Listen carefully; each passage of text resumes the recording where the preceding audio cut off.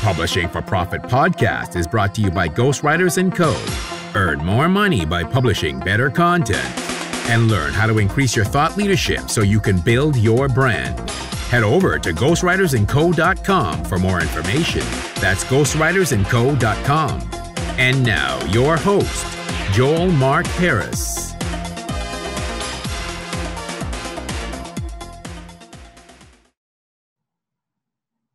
Hello and welcome to the Publishing for Profit podcast. This is your host, Joel Mark Harris. Today we interview Liz Green. She is the owner of Green Goose Writing. She is a book coach, former ghostwriter, and we talk about her pathway from journalist into PR, into event planning, and how she got into ghostwriting and eventually book coaching. This is a great episode. We have a very wide-ranging conversation. It's good if you want to learn how to write a book and some tips and tricks on how to do that. But also if you're interested in entrepreneurship, Liz gives some great advice about if you are starting your own company. So without further ado, here is Liz Green. Welcome to the show, Liz. It's great having you. Thanks for having me, John. I'm thrilled to be here. So there's a lot of places I want to start, but I think perhaps you can first describe what a book coach is and what do they do? Yeah, that's a really good question because not everyone has heard of a book coach. People tend to have heard of editors and maybe agents in the publishing industry, but book coach isn't such a familiar term. And it's really been born out of this publishing situation where there's more and more pressure on publishers to make money, obviously, all the time. Budgets are getting smaller, and editors at publishing houses are having less and less time to spend with authors on crafting the book and getting it ready before it goes into the publishing process. So back in the day, a publisher would have an editor who might spend ages working with you on your manuscript, and they'd be happy to take on your book when it was kind of 70% of the way there, because they knew they could spend some time with you crafting it and getting it the rest of the way there. These days, they don't have that time. We've also got a lot more people self-publishing, so they don't have an editor who's going to work with them anyway, so they've got to get it as good as possible on their own. And that's where a book coach can come in. They can work with you during the actual writing process to plan the book, to figure out what it's going to say, to help you with the writing, the words on the page, but also the head game of writing, where you suddenly find yourself procrastinating and having to do all the laundry in your house instead of writing. I know that very well. Going on that's keeping you right. We all, every time I say that, people nod along because we all know that feeling. And it sucks when you're on your own and you really want to do this writing thing, but for some reason you just can't sit down and get the words out. And so a book coach can talk you through that, help you figure out what's going on, get you over those roadblocks so you can actually get to the end of the book and know that it's the best book you could possibly write. And then when you move on to publishing, your book it really is the best book you're capable of writing. And that is a wonderful feeling to know that you've put everything behind something, and you didn't just reach the end, but you gave it everything. And so book coaches are invaluable in helping with that. So for people who are either watching this or listening to this and they're like, this is a great idea, I've never heard of this before, when should they think about hiring a book coach? Is it at the very start before they even, they have a concept maybe and maybe an outline? Should they hire a book coach then? Or should they hire a book coach when they're like, oh yeah, laundry actually sounds pretty appealing right about now? Yeah, that's another great question, because when we think of editors, we think about writing the book first and then sending it off to an editor who can show you where all your things have gone wrong, and then you get it back and you rework it. With a book coach, you can address those issues as you're going along so that you don't end up veering way off the path that you intended to follow, and you don't even realize until you've written 80,000 words and then somebody tells you, oh, way back in chapter 2, you kind of did this weird thing, and you're like, well, brilliant. Now I got to rewrite 60,000 words. Awesome. Or they tell you, oh, throughout this entire book, you've got this weird writing habit where you do this thing over and over again, and you've got to fix it 100,000 times throughout the writing. That's really demoralizing. It feels really bad to get your edits back from an editor and be like, well, great, this just sucks. So I encourage people to work with a book coach as early in the process as possible. And a lot of people I work with haven't written a word yet. They just have an idea. They've got this idea usually that's been bouncing around their head for years. They've always wanted to write a book. They've been thinking about this forever. They just don't know where to start. Or maybe they've written a few words and they've thought, well, this is rubbish. And, or they get tripped up, so I like to work with people who are early in the process, because then we can do it right from the outset, and we can make sure you're actually writing what you really want to get across. But people come to me at all stages, and it's never too late to bring on a book coach, because when you do feel that laundry cooling and the procrastination rising up and you're just stuck in a rut, it doesn't have to be so hard. You can bring in some help and get out of that rut. You don't need to stay there, but it's really hard to get out of that place on your own. So as early as possible is a great time to bring in a book coach. But wherever you are in the process, you can get help. You don't need to stay stuck. Yeah, I definitely find myself nodding to a lot of those situations. Like my first book, especially, I just did it myself. Like, I guess a lot of people do.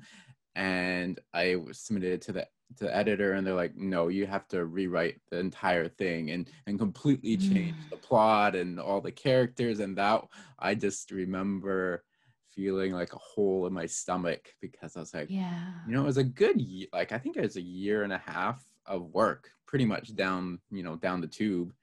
And so I can imagine a book, if I had somebody like yourself, a book coach who's like, no, stop right there. It would have saved me not only a lot of time, but a lot of grief, for sure. Yeah. So I'm sure you can help with that. Oh yeah, definitely. So I want to switch gears a little bit, because I was reading your website, and I love your website. But something that particularly struck me was the fact that you mentioned your grandmother and how you and your grandmother went skiing. And I feel like there's some really great stories, because your grandmother sounds like a pretty awesome person. So I just wanted to give you the opportunity to talk a little bit about your grandmother and how that love of skiing came about. Oh yeah, my grandma is awesome. My grandma, so I'm from England originally. My grandma is English as well. And she learnt to ski as a older teenager when she was a nanny for a family who would take her along on ski holidays. And then fast forward through to when she had her own children, and my uncle, her son, loved to ski. My other uncle and my mum hated it, didn't care for it. And my grandpa couldn't stand it. I remember once grandpa stood on a pair of skis, clipped both feet in, stood there, looked around and said, no, I'm going to the pub. Unclipped, didn't even go up the chairlift. And that was him done. So grandma had my one uncle to ski with. Unfortunately, he passed away when he was in his 20s. And then over the years, so she had no one to ski with until her grandchildren were born, and she insisted on taking us on skiing holidays without my mum, because mum hates skiing, just to have someone to keep her company. I think just a good excuse to go skiing. She'd take the grandkids along. So grandma used to take us on these really special holidays to France, Italy, Austria, and it was great bonding time. We got to feel super special. And I hated skiing as a child. Grandma would take me on these super special holidays, and I didn't like them. One year, I pretended I had an ankle injury so I wouldn't have to ski in the race at the end of the week. But I loved spending time with grandma, and lo and behold, as an adult, I decided to go and give it another try. And I fell in love with skiing. I worked in ski resorts in France, Austria, New Zealand, and Canada. And that's how I ended up living in Canada now. I came out to do one ski season here and stayed. And it's now been 12 years. Yeah, I think that's a pretty common story. Have you always enjoyed writing, and has writing always, did you always want to use your writing as a profession? That's a really interesting question. I remember being about 14 and a family friend of ours had written a book. And I remember saying to my mum, that's so cool that he wrote this book. And she said, yeah, he used a ghostwriter. I said, what's that?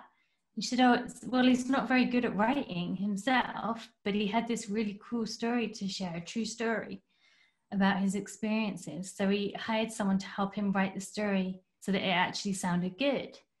And I thought, oh, so writers don't have to come up with all the ideas on their own. They can write other people's ideas. That's interesting, because I loved the idea of writing, but I thought I had nothing to say. I had no ideas. What would I write about? What would I say? No one cares what I have to think. That was what I thought. So that was my first introduction to the idea that you could write without having to be this wonderful source of imagination and be C.S. Lewis or Roald Dahl or someone like that, which I didn't feel like I was at all. As I finished my schooling, I studied English. I decided to do a postgraduate degree in journalism. I didn't think writing novels was a real career for somebody like me. I didn't think I had the imagination for it. That was for these mythical people who were demigods. So I followed the path into journalism, which eventually took me into public relations and eventually into editing, ghostwriting, book coaching, and so on. But it wasn't a straightforward path for me. I didn't automatically think that I could do it. I was looking for a way into writing that didn't require me to be one of those brilliant novelists. Can you talk a little bit about your time as a journalist? Did you? I assume that you wrote for newspapers and all that. It was a short time. I'm going to say that up front. My journalism career was very short-lived. You're right. I worked for newspapers. Back in those days, online journalism was not really a thing, or it was starting to be a thing, but it wasn't respected in any way. My postgraduate degree was in newspaper journalism because that was considered the only respectable journalism back then. I qualified as a journalist in the UK. There's a pretty straightforward career path. You have to have a particular qualification to get an interview with any kind of editor. So I followed that path and I got my first job as an editor at a regional newspaper. And I was sat in the bullpen, the main open plan office. And it was in my first week there, and I was just finding my feet, and I had stacks of papers on my desk about school fire drills and country fairs and all the rubbish that you get assigned when you're the new kid on the block. And an ambulance went soaring past the office window, and we were in a downtown area that was pedestrianized. No vehicles were allowed on those streets. And the editor came bumbling out of his office, knocking over stacks of paper as he went, and he screamed, Liz, go chase that ambulance. And I said, what? He said, go chase the ambulance, get the story, we need the story. I was like, you literally want me to chase an ambulance? He said, yes, and get a photo. Do not come back without a photo. And I thought, oh my God, he wants me to take a photo of someone who is dying or something. So I went out of the office, and I unfortunately could not get past the police tape by the time I found the ambulance. Didn't really try that hard, to be honest. But that was the moment where I thought, I can't do this. I can't do it. I'm not cut out for journalism. I want to write, but I don't want to hunt down the story and chase ambulances. And I stuck it out for a bit longer, but that was when I knew that I couldn't continue in journalism and I would have to find some other way to write. I think that's brilliant. You're literally an ambulance chaser. Literally, Yeah. It was awful. So you went into PR and then you made a jump into, I think it was sales for a convention center. Can you talk a little bit about that transition and why you decided to make that jump? It's a good question because it's kind of random. So I got a job in public relations for ski resorts in Banff, Canada. And I was feeling unfulfilled. I felt like all I was doing was writing stuff to make rich ski resort owners more money. And there's nothing wrong with those ski resort owners. They're good guys, perfectly entitled to make money. But I didn't feel like I was doing anything that contributed to any good in the world. All I was doing was churning out stories and press releases that just helped keep this machine ticking over, and I didn't feel very fulfilled. And so with that going on in the background, in my personal life, I got engaged to an awesome Canadian guy. We got married and I loved planning the wedding. I had so much fun. We got married on top of a ski hill. We skied down with all of our wedding party. Nice. It was a lot of fun. And I thought, well, maybe I need a change. I'm not satisfied in public relations. Maybe I'll do event planning. And maybe that'll be good. I can help people have wonderful experiences. And so I was motivated by wedding planning, but I ended up working in conference planning, which is kind of more satisfying, actually. It's a lot more intricate. And so I did conference planning for a few years, but I still wasn't, it didn't scratch that itch for me. I was still part of a machine making more money, this time for hotel owners and conference event owners. And it still didn't, it kept me busy, it paid the bills. I was enjoying that I was able to do something I was good at, but it didn't feel like anything that mattered. And that was when I got sick. And I had a minor medical procedure, no big deal. And they said to me, you can expect to be in pain for a couple of weeks after this, just take it easy, take some pain, over-the-counter painkillers. So I did, and the pain never went away. And I stayed in pain, and I essentially developed a chronic pain condition. There was some nerve damage when they did the procedure, and I was in pain, had a lot of doctor's appointments, I couldn't work, and I had to go on sick leave from my conference planning job.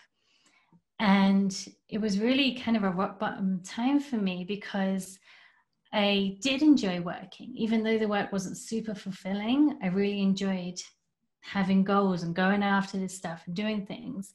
Couldn't do that anymore. Didn't know what to do with myself and was pretty bummed out about life for a while. And it forced me, eventually I thought, you know what? I got to do something to keep my brain busy. Can't do conference planning. I'm not up to it. I don't have the stamina for it. And I thought, well, I can write blog posts. I had a friend who was a wedding planner. I said, can I write a blog post for you for free? Just to see if I can write blog posts for people.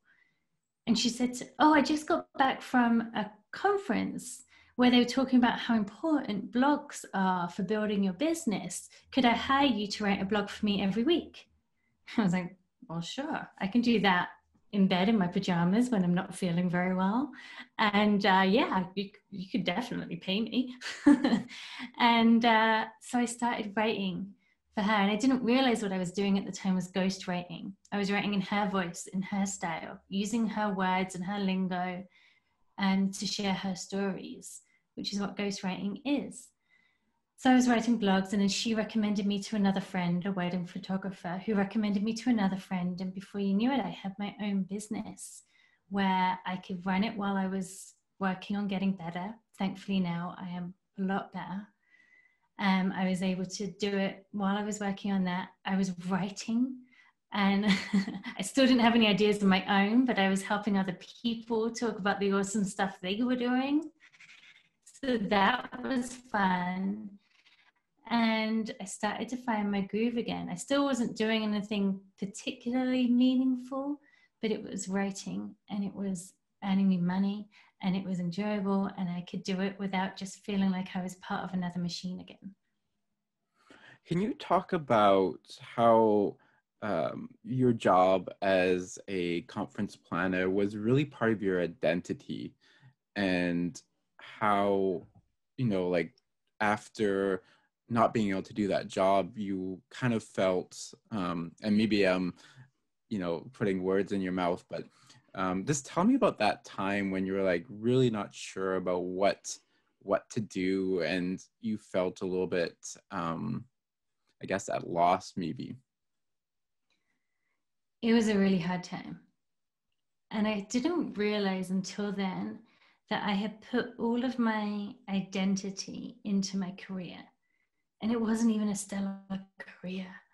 I mean, I was doing all right. I was earning fine money and I was keeping busy, and had a steady job in Banff, which is a difficult place to find good work because it's a very popular tourist town. So I was doing okay, but I had put everything that I knew about myself into this career identity. So I was somebody who could show up and get the job done. I was somebody who was working her way up the corporate ladder. I had got promotions. I had got title improvements. This was the track I was on, and I didn't realize until it was taken away, until I couldn't do it anymore, how much of myself I had put into this thing that I didn't even really care about that much. And that was a bit of a shock. I didn't know who I was if I wasn't working. I mean, yeah, I was, a wife. I was a skier, not very good skier. I was somebody who loved the mountains. I loved living in Banff. I loved hiking. I had these things that I loved, but nothing really felt like that was me. And I realized that, yeah, I put everything into this career that wasn't even that awesome anyway. And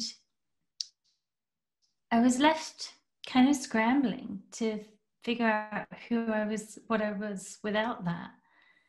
And it's so interesting because I never wanted to have my own business. I never wanted to be self-employed. I came to it out of necessity, out of needing to work, but not being able to show up reliably for a 9 to 5, or having to work around doctor's appointments. So I really came to it out of necessity. But what it's taught me over the years is that I am capable of molding my own future. I always before assumed that you had to figure out the best with what was available. And now I realize that what is available is actually a lot broader than you usually think. So I was able to make this career, make my business work once I broadened my perspective of what I could do. Before, I'd been kind of narrowly looking at this career path, and this is how you make money. This is how you grow up, take the steps up the career ladder and all of the rest of it. And it wasn't until that was stripped away that I realized that actually you can do a lot more than you think. You think you can't be an author. Well, that's because you haven't done it before. Maybe you can. Other people have done it. For me, other people have ran their own business while having chronic health conditions. And that was actually one of the big motivators, was I discovered another business owner who had a chronic health condition and was making it work anyway. And so this is why I tell all of my authors to read other people in their genre. When you can see other people who have done it, it makes you realize that, hey, maybe I can do that as well. When you realize that these authors who you love didn't spontaneously appear as best-selling authors. They have histories and backgrounds where they were waitresses and, full-time parents or whatever, and they were normal people before they became a best-selling author. And you can see, once you can see these examples of other people who have done it before you, it broadens your perspective and encourages you to do it yourself. Yes, I can definitely relate to that, and I'm sure a lot of people can as well. I'm curious, would you ever consider going back to a traditional job, a 9 to 5, after experience entrepreneurship? I think I'd be unemployable, to be honest. I think that my tolerance for BS has plummeted now that I work for myself and I get to choose my clients. And you don't always know what someone's going to be like when you go into working with them, but I can choose to continue that working relationship or not. It isn't, or I used to think that being self-employed was the best thing in the world and it's for absolutely everyone. It's not for everyone. It's hard. You have to be okay with uncertainty, with not necessarily knowing where the money is coming from next month, 2 months' time, and 6 months' time. You have to be okay with a lot of uncertainty, with making all the decisions all the time. Sometimes that's exhausting, but I wouldn't go back. No, I wouldn't do it. I couldn't do it. I don't think anyone would have me. Yeah, I think I'm the same way. There's definitely times where I'm like, oh, those rough days where you're like, oh, I should just go back and have vacation time and be off at 5 o'clock. That sounds amazing, right? But yeah. Ultimately, it's not something I want to do. And I think, yeah, once a lot of people who taste the entrepreneur life, they're like, nope, can't go back. Yep. So after your health scare, you started Green Goose Writing. And so I'm curious, obviously I know where the green comes from, but your husband also has I think it's a construction firm that's Green Goose Construction. So obviously there's a meaning behind this. And then I'd like to dive into that, if I may. Yeah, I get asked this all the time. So Green is because my last name is Green, Liz Green. And the goose comes from an amalgamation of myself and my husband. So I'm English. A traditional English bird is the goose. Back in the day, people used to have goose at Christmas, although turkey's more common now. My husband is Canadian, and there's the Canada goose. So we liked it as something that represented both our nationalities, and we just thought it sounded good. So yeah, my husband has Green Goose Renovations and Construction. I have Green Goose Writing. We live on a small acreage called Green Goose Acres, and that is our little empire. That's awesome. So can you tell me a little bit about your time ghostwriting and how you built up your business through ghostwriting? I started, when I was doing all that blogging and writing blogs for people, I was enjoying the writing, still not feeling particularly fulfilled though. I started to work as a virtual assistant for an editor, somebody whose podcast I listened to all the time, and she was looking for some help. And I thought, yeah, I could do that. So I started assisting her in her business. And eventually, after a few years, she had a client who had come to her for editing work. But his book was rough. It wasn't quite ready for editing, which is fine. We all go through those phases. But she said to me, hey, I know you like writing. I know you're really good at writing in other people's voices and picking up on what it is they're really trying to say when they're kind of wandering all over the place. Would you mind working with this writer and seeing if you can ghostwrite parts of the book to bring it together and get it ready for the editing stage? And I was thrilled. I had so much fun doing that. And that was when I was reminded about that childhood moment when I was 14. I was like, oh yeah, ghostwriting is a thing, like ghostwriting books. And I could actually do that. I have all this experience writing in other people's voices. Through the journalism and PR, I know how to ask questions of people. I know how to interview. I know how to draw out what they really want to say or to pinpoint what the point of something is. I know how to do these things. And so I started a ghostwriting company, and I just decided I'm going to do it. I'm just going to do it. I'm going to call myself a ghostwriter before I'm really a ghostwriter. And I'm going to be open and honest about my experience level and so on. But I'm going to start doing it. And I started with some small book projects, 10,000 word books, working with people. And I took a business marketing class, and I learned how to promote myself, how to get slightly bigger projects every time. And now I've ghostwritten 14 books, and I really enjoy it. But as I was doing more and more ghostwriting, I found that my favorite part of the process was helping the authors figure out what they wanted to say. and how to say it and what the structure of the book was going to be, even more than the actual writing itself, which sounds kind of crazy for a writer. But I loved this kind of discovery process and this detective element of figuring out what it was all about and all of those things, and talking to writers. I love getting on calls and talking with people.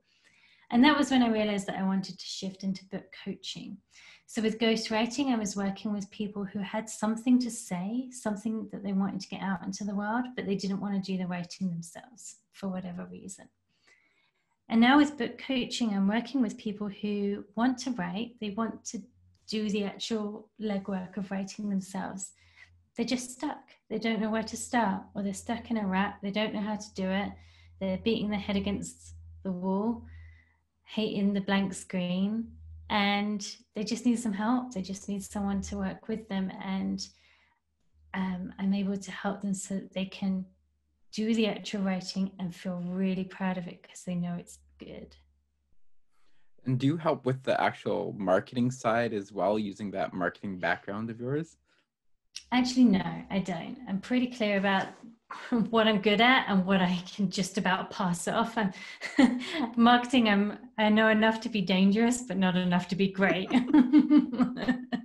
So I do stay in my lane. I'm really good at writing and planning books, and only okay at marketing. So I don't do the marketing side. But you know, you and I are both in the industry. We know a lot of people, and I certainly pass my clients on to people who can help them. But yeah, that's not where I should be playing. I'm very clear about that. And so what are some common pitfalls that you see writers, I guess, like hit up against? Common pitfalls, good question. Common pitfalls. The first would be a feeling of overwhelm. Like when people say to me, I just can't get started, or I don't know where to start, is this feeling of overwhelm, I think, that is creating that block. And the overwhelm is often because we haven't spent enough time in the planning stage. So often we think of writing as sitting at the computer, tapping away, or holding the pen in your hand and writing away.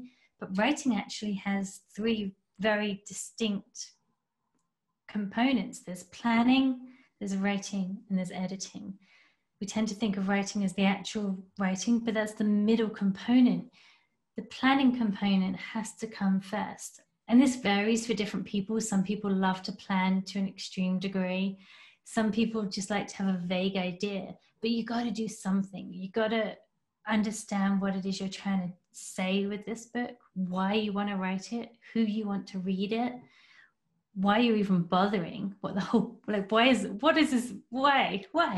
You don't have to understand why you feel called to write. A lot of people feel that, including me, feel that call to write, and we don't really know why. But you got to understand what you want to say, what you want to do with that calling, what you want to do on the page. And when you start to get clear on that, that's when it becomes easier to actually start putting things down, writing the words, doing the actual writing. But you got to put in that thought work first. And sometimes that involves writing, you know, typing things out. Sometimes it's sitting through and talking things out with someone, like a book coach or a friend, or somebody who knows about writing, so that you can get clear on those things. And that's where the block, so many people just try to push through and it doesn't work, and they stay stuck, and they think that it's because they're a bad writer or they're not destined to do this. No, it's just because you've been trying to go to stage 2 before doing stage 1. So that's the number one thing I see coming up for people. Yeah, no, I think that's amazing advice. And I just want to highlight it a little bit because I think the planning stage is always the most important. And that's, you're right, you know, like when something doesn't work, it's usually because of something before that happens. And so I think, would you go back if you're constantly hitting your head against the wall or doing laundry? Would you go back to the planning stage and look at that and maybe recraft that a little bit? Yeah, absolutely. In writing 14 books, every time I've got stuck on a chapter, it's because I'm trying to approach it before I really know what I'm doing with it, what the goal is or the structure or something higher level. So I absolutely would recommend that you take a step back, look at it from a broader perspective and think, okay, what am I trying to accomplish in telling this story? Or this small part of this memoir. There's this one incident I want to write about, but I keep getting stuck. Why do I want to include this incident in my book? What's the point of telling this incident? Why does it matter? Why do I want somebody to know about this little thing that happened within the broader context of my memoir? Or if you're writing self-help, why does somebody need to know about this principle that I'm trying to describe? How does it fit into the bigger picture?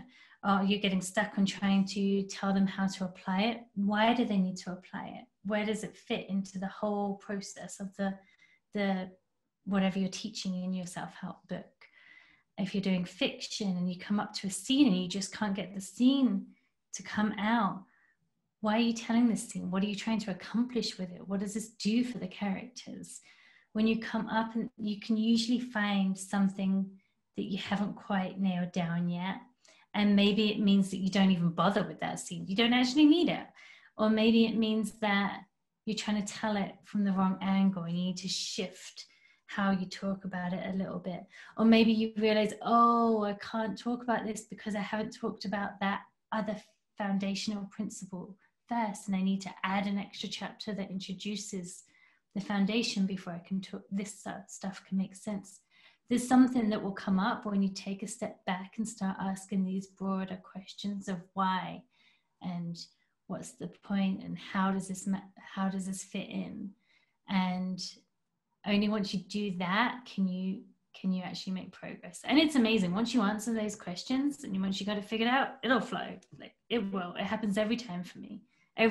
All 14 books, I got stuck somewhere along the way. I pulled up, I figured it out, and then once you go back into it, you can keep going. Have you had the same experience? Definitely, yeah. I think I'm at a point now. This kind of, I knew this advice, but hearing it and kind of, I guess, internalizing it.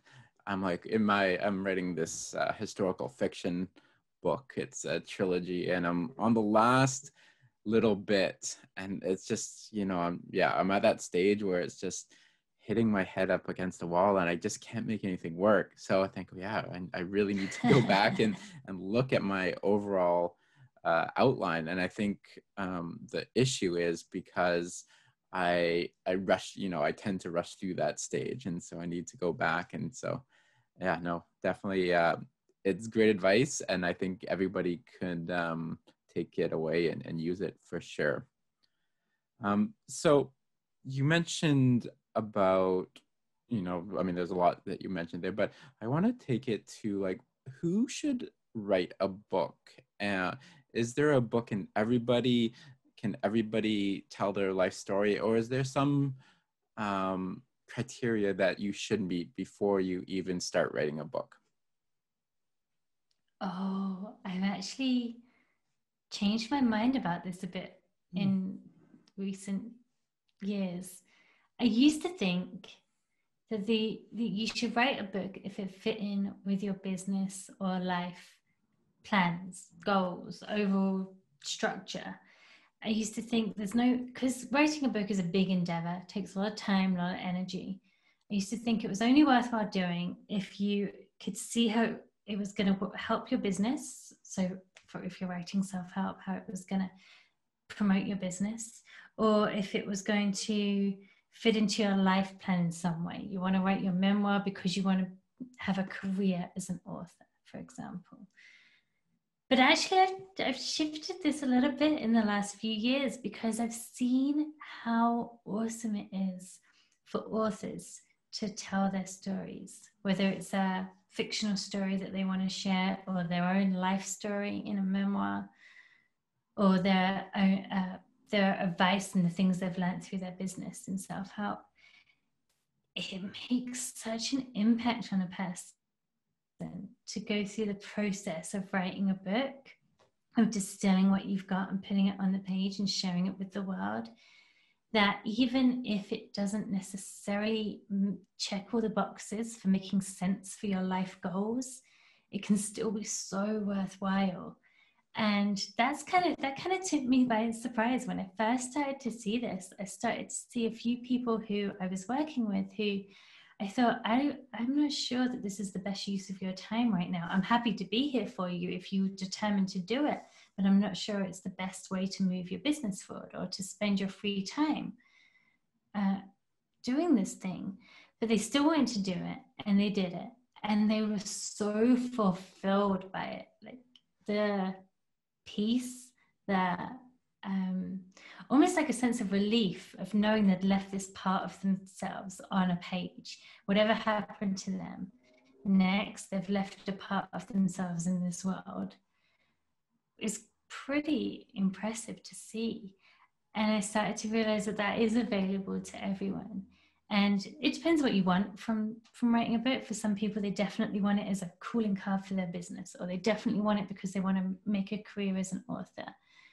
But I've started to kind of soften and see that the fulfillment, like, yes, it's great if you can give all these things to your readers, but the process of writing can give so much to yourself that I feel like now, if you're cool to do it and willing to put in the work, then you should do it.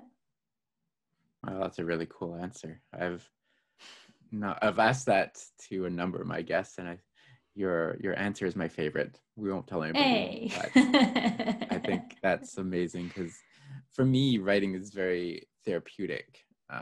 I've always had trouble expressing myself through words, and so whenever that happens, I'm able to, like you said, like leave a piece of myself on the page and able to work out a bunch of emotions, or why this happened, or and see like all these themes that kind of rise up to the surface. So it's, yeah, I agree, it's a pretty cool experience and process. Yeah, I think that's true for a lot of people. They have the same experience as you, and it's such a worthwhile experience.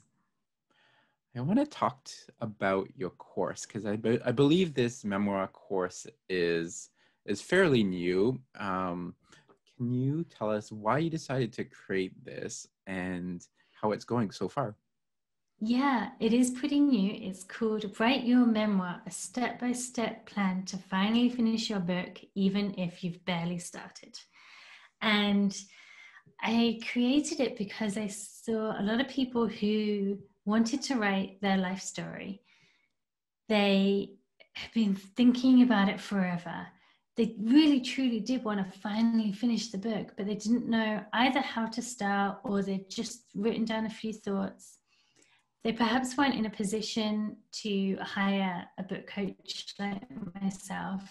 My monthly, when I work one-on-one with people, it's really intensive. We go hardcore, we get your book done. That means that, it's not the cheapest thing on earth. So some people aren't in the position to do that. And I still wanted to help them because, like I said, I was seeing how fulfilling it was for people to write their life stories. And I wanted more people to be able to do that, even if they weren't in a position to hire a book coach right now.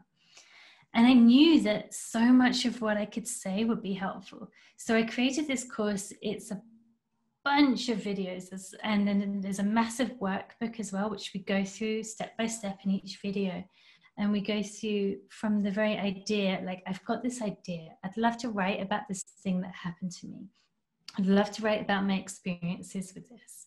So you start with this kind of vague idea, and then we break it down into what it really means, the theme, and we look at the structure and how to get a list of chapters, how to do that upfront planning work. And, you can expand or collapse it depending on what feels good to you. But we do that upfront planning work where we end up with a list of chapters that you're going to write about. And in chapter 1, I'm going to talk about this thing that happened to me. In chapter 2, I'm going to talk about this, and so on, so that you can actually start writing and know that you're going to take the reader on a really cool journey through your life, through your experiences, something that's going to be really powerful to read. And then there's also a lot of writing tips and tricks and how to deal with writer's block, and what if your grammar is kind of rusty, and what does this writing advice mean that you always hear that I don't really know what to do with. So we go through all of that as well, and it was a lot of fun to record. And I remember the first person who signed up for it, she said that she just spent the whole time nodding as she was watching the videos, like, yes, okay, yes. And I've had such great feedback on the course. It's been really fun to see people actually making progress on their books. And then they can do it, of course, right now we're all at home, not venturing out into the world as much. So they're able to do it at home online from the safety of their own home and use their time to finally finish their book. Does a memoir need a theme? Because I'll tell you, my take is yes, that there's definitely, any life, and it doesn't matter what it is, it has certain thematic elements that are, good takeaways for the reader. Do you find that's the case, or I'm sure you got people who you work with are like, no, my life's just my life. This is how it happens. It doesn't need a theme. Yeah, interesting. I find that when we start to look at the things people want to talk about in their memoir, so the different events that have happened to them throughout their life, themes inevitably crop up. You may think that it's just a series of stuff that's happened to you or stuff that you've done. But I go through an exercise with people where we look at every kind of event that we want to talk about in the book. Because, we have this, I want to talk about my life, but within your life, there's that time that I met my husband, that time that my sister fell off, the stairs and broke her wrist. There are all these little stories within the bigger story. So we look at all the little stories and we say, why do I want to tell someone about this? What's the point of me sharing this story? Why do I feel called to tell somebody about this? Oh, because that time that my sister fell off the stairs and broke her wrist, I want to tell people about the point that if you're being an idiot and fooling around, then bad things are going to happen to you, because my sister was being an idiot. And that sounds kind of frivolous, and you're like, that's not really a very profound theme. It doesn't sound very literary or very good. But that's kind of why I want to share the story. It's sort of like a moral tale, right? So then you've got this, that is, it may not sound very profound, but that is your theme of that little story. And I take people through this exercise where we identify the themes of all of these little stories, even if it's kind of silly. And without fail, we see the same themes coming up over and over again. And it's because as human beings, we get taught certain things when we're kids. We have experiences that affect us profoundly at various points in our life. And these things come back to us again and again, and we see the same things popping up, and it's different for different people, but the same things affect us throughout our life. If you had a parent who was really tight with money, you might find that all your life you've had like a weird relationship with money. You felt grabby or greedy or scared about money, and that's come up for you over and over again. And at the end of the day, you can choose what you focus on with your writing. It's your writing. You get to decide what you're going to focus on. But when you look at these incidents that you feel called to write about, you do usually see the same themes coming up over again, and you're like, oh, that's what it's about. Oh, I thought I just wanted to tell a series of funny stories about my sister being a klutz. But really, this is about, what does it mean to have a silly attitude in life, and does that always come back to bite you? And that's when we see books actually start to get great. It goes from being just a series of anecdotes that you're telling someone, which is fine, but it transforms from a series of anecdotes into something meaningful, something where people read it and go, oh, where they close the book at the end and they have like something that lasts with them afterwards. That's when books really start to get good. That's awesome. So I'm going to close off with this question, and this is a question I like to ask, and feel free to have more than one answer, because most people can't narrow this down to one book. But I like to ask, what is your favorite book, or what is a book that you like to gift often? So funny you introduced the question that way, because you told me in advance you were going to ask this, and I was like, oh, I don't know how to answer that.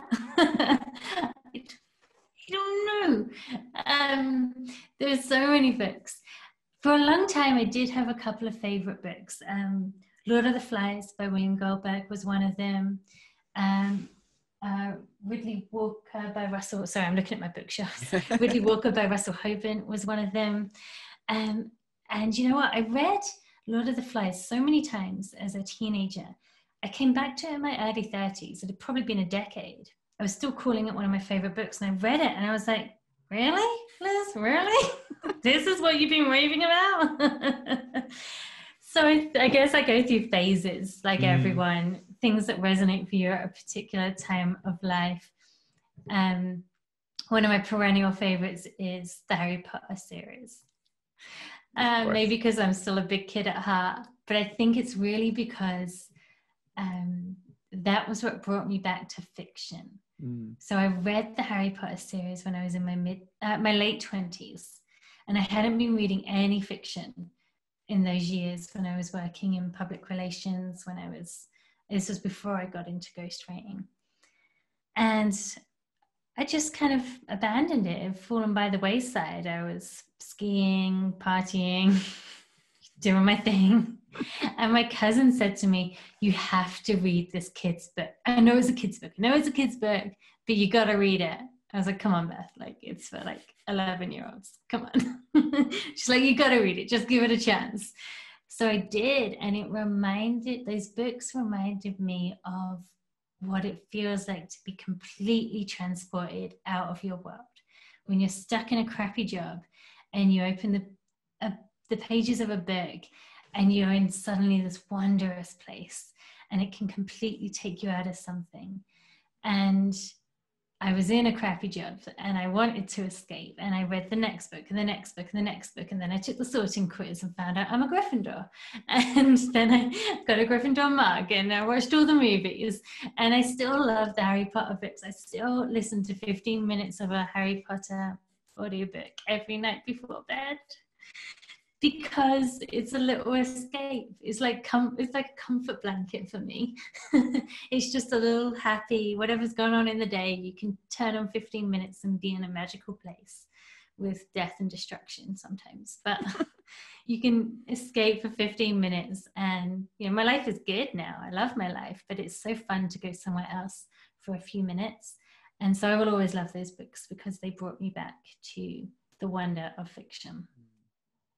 Yeah, well, we're talking about theme. It really is about how to escape like a very ordinary life into something magical and something special. So yes, those are very great books. Well, Liz, thank you so much for being on the show. I appreciate your time. For listeners who want to reach out to you, where can they find you? Yeah, you can find me at greengoosewriting.com. So like we said, that's green like the color, goose like the bird, writing.com. And if you want to check out the memoir course, it's greengoosewriting.com/memoir.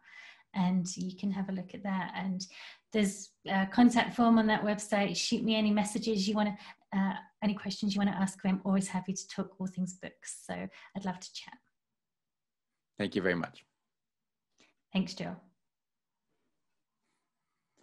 Thank you for listening to Publishing for Profit. Please like and subscribe on iTunes, Spotify, or wherever you get your podcasts.